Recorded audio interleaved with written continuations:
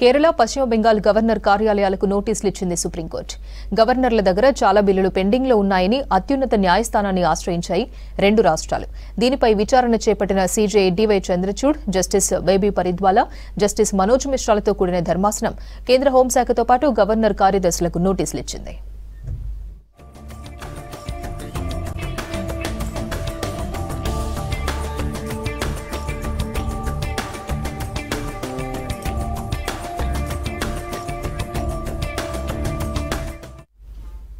రాష్ట్రపతికి పంపించాల్సిన బిల్లులపై ఆమోదం తెలపకుండా ఆలస్యం చేస్తున్న గవర్నర్ల చర్యలను సవాల్ చేస్తూ కేరళ, పశ్చిమ బెంగాల్ ప్రభుత్వాలు సుప్రీంకోర్టును ఆశ్రయించాయి.